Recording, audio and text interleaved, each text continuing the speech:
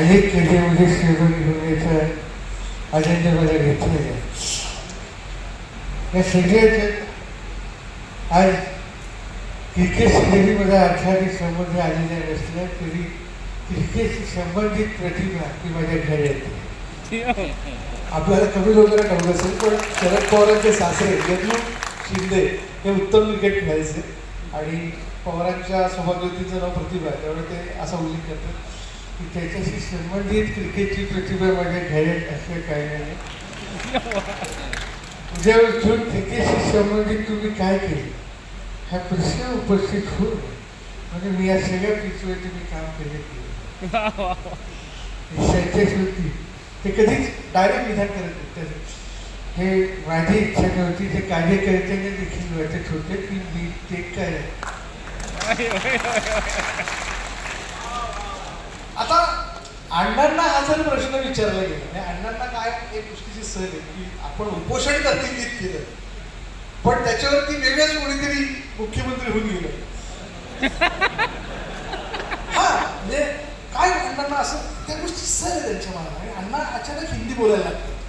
जेव्हापासून अण्णा दिल्लीत जाऊन आले ते हिंदीत व्यक्त होतात काय वेळेला.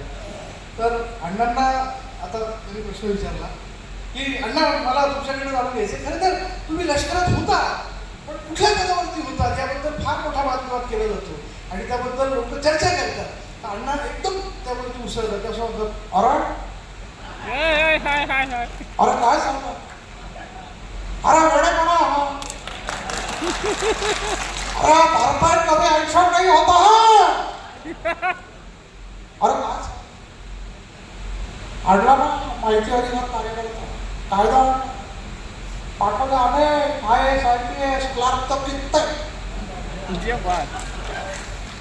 अण्णाची सवय अण्णा पहिला ऍक्शन करतात. मग काय कशाला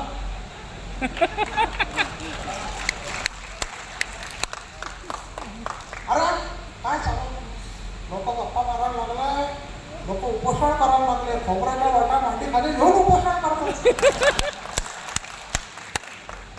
बातपाट कमी आयुष्यामध्ये होता तर मी अशा पद्धतीने मन की बात मध्ये मनातली सर व्यक्त करण्याचं काम जे आला कोणी केलं.